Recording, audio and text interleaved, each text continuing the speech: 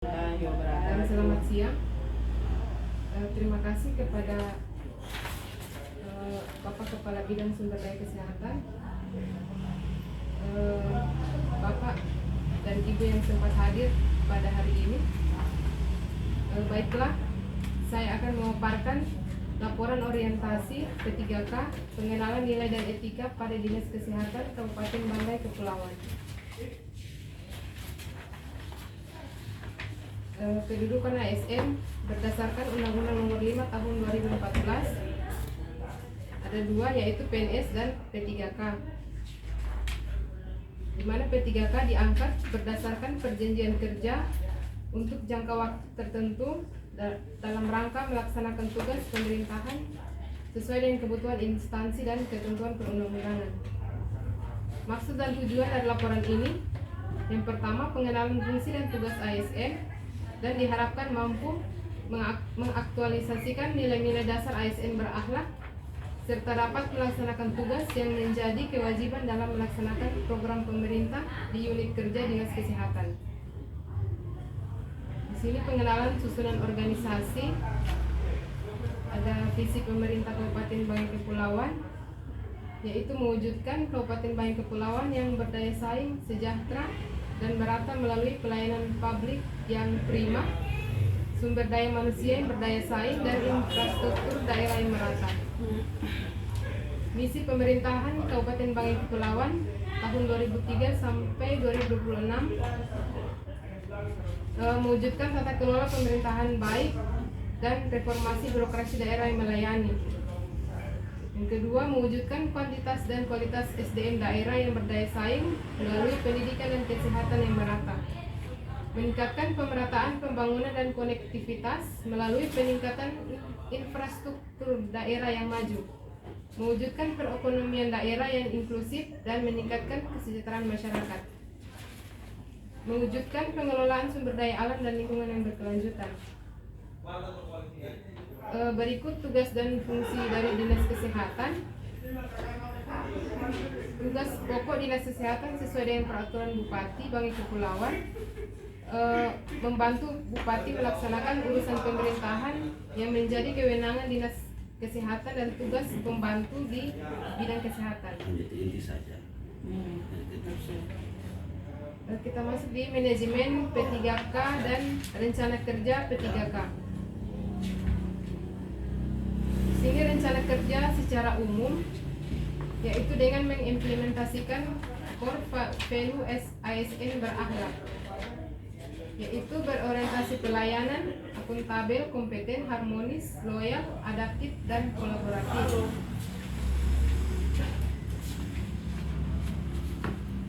Saya langsung masuk ke rencana kerja sesuai dengan jabatan apoteker ahli pertama. Sesuai dengan Permenpan RB nomor 13 tahun 2021 tentang jabatan fungsional apoteker. Jadi di sini di Dinas Kesehatan, saya di bagian bidang sumber daya kesehatan di seksi kefarmasian.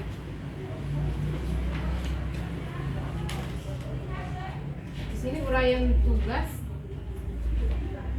Yang pertama, tentang pengelolaan sediaan farmasi di bagian penerimaan. Di bagian penerimaan ini yang pertama kita lakukan, melakukan verifikasi berita acara penerimaan sediaan farmasi dan BMHP, hasil kerja atau outputnya berupa berita acara penerimaan dan faktur atau berita acara serah terima dan SBBK penerimaan. Penerapan dalam core value ASN, akuntabel, kompeten, dan adaptif. Terus yang kedua, mengesahkan berita acara penerimaan sediaan farmasi. Hasilnya berupa berita acara penerimaan sediaan farmasi dan BMHP. Yang ketiga, melakukan verifikasi berita acara pengembalian barang. Ini misalkan ada obat yang masuk terus tidak sesuai sama faktur, di sini kita melakukan membuat berita acara pengembalian sediaan farmasi tersebut dan mengesahkan berita acara pengembalian barang tersebut yang tidak sesuai dengan persyaratan atau spesifikasi. Yang berikutnya tentang pendistribusian. Pendistribusian ini mengkaji permintaan sediaan farmasi. Misalnya puskesmas membuat surat permintaan dan kami bagian di instalasi farmasi menyiapkan obat tersebut sesuai dengan surat permintaan dari puskesmas. Jadi dia berupa dokumen permintaan atau surat permintaan. Berikut melaksanakan pendistribusian sediaan farmasi. Untuk tahun ini kita melakukan distribusi itu per TW 1 sampai TW 4. Jadi sebelum melakukan pendistribusian, kita menyediakan obat-obat apa saja yang akan didistribusi ke puskesmas dan membuat berita acara serah terima dan SBBK. Setelah didistribusikan sampai di puskesmas, obat tersebut diperiksa sesuai dengan SBBK atau tidak. Dan jika sudah sesuai, maka dokumen pendukung ditandatangani.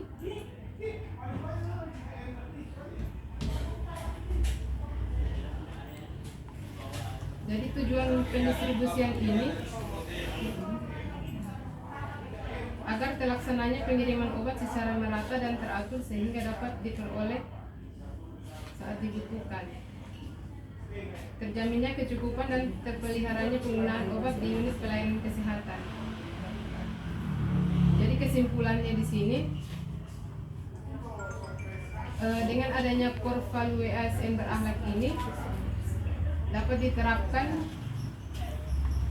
di seluruh ASN P3K dalam melaksanakan tugasnya dan diharapkan dapat memberikan pelayanan publik kepada masyarakat menjadi lebih baik lagi, sehingga tujuan untuk mewujudkan tata kelola pemerintahan yang lebih baik dapat terwujud. Terima kasih. Itulah pemaparan dari saya.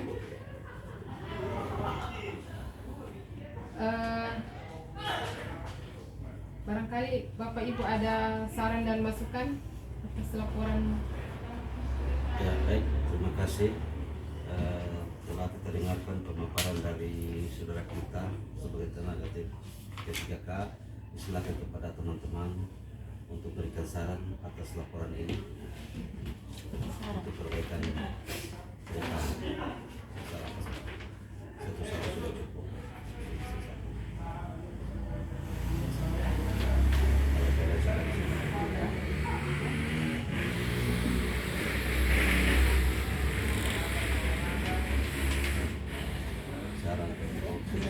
Saran saja.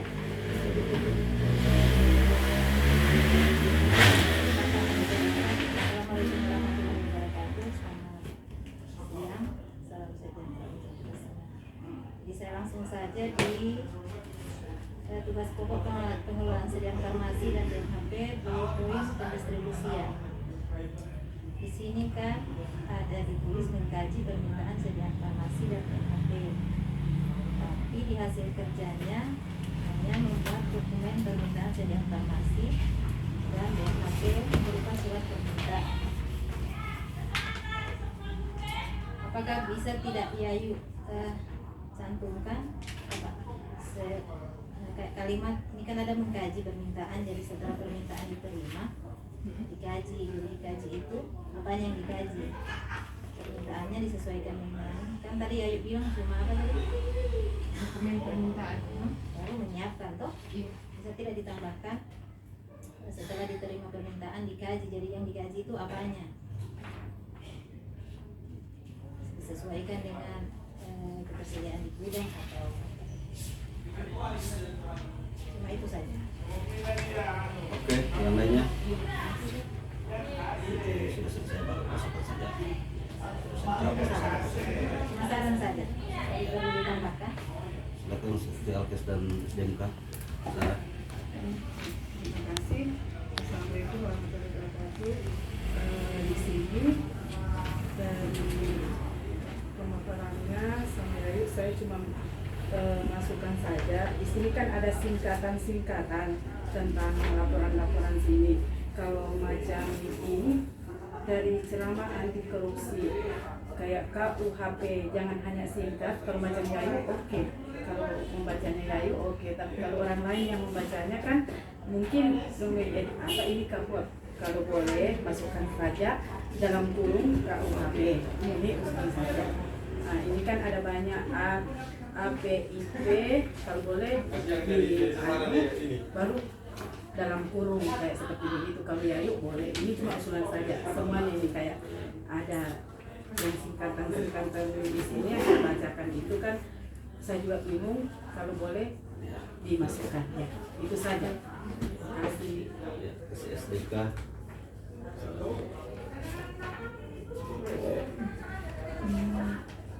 Kalau dari saya cuma ada saran di kesimpulan, kalau boleh dimasukkan kesimpulan tentang rencana kerjanya Yayu juga yang di tahun depan. Kalau ini kan kesimpulan secara umum, karena saya dengar tadi Asmawati Bolongnya juga kesimpulannya sama seperti ini. Jadi kesimpulan ada beberapa begitu, ada beberapa yang disebutkan dari yang secara umum sampai khusus. Begitu. Kalau DP tujuan memang ini harus yang cuma secara ini saja, secara umum saja. Tujuannya ini kayak ada tujuan Khusus. Karena saya dengar tadi DP juga begini, sama. Kan sedangkan jabatannya kan beda toh. Iya. Bagus juga dimasukkan tujuan khususnya. Jadi nanti kesimpulannya ada tujuan.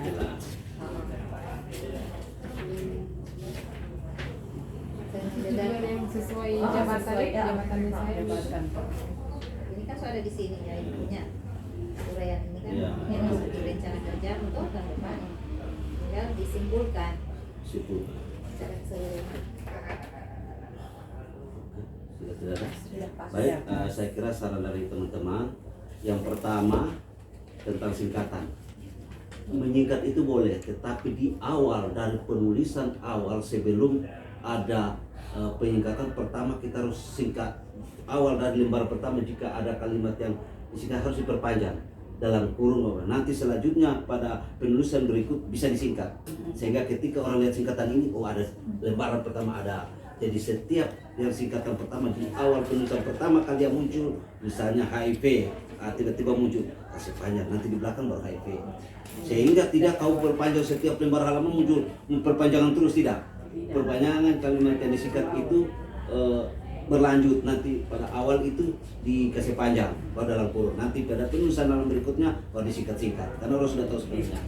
Yang kedua, memang jelas harus ada tujuan umum, tujuan khusus. Jangan harus connect tujuan khusus apa yang Anda capai. Ya, misalnya saya kasih contoh, tujuan khusus untuk pemeriksaan asam benzoat. Dalam pelaksanaan itu pemeriksaan asam benzoat, kesimpulan pemeriksaan asam benzoat pada minuman ini hanya mengandung sekian. Jadi connect tujuan umum dan apa yang kau bahas dengan simpulan. Nah, jangan tujuan beda, kakinya lain, simpulannya lain. Jadi berkesinambungan. Harus isi. Apa yang dalam tujuan khusus yang dibahas itulah yang disimpulkan. Nah, kayak gitu. Nah, kemudian yang paling ini Anda memasukkan tupoksi yang ada dalam Permenkes sebagai tenaga. Walaupun dalam pelaksanaan kegiatan Anda kan ada teman-temannya lain. Jadi simpel itu memang harus seperti itu ya. Jadi kelihatan sepele tapi singkatan, tujuan dan apa lagi sebut. Itu saja.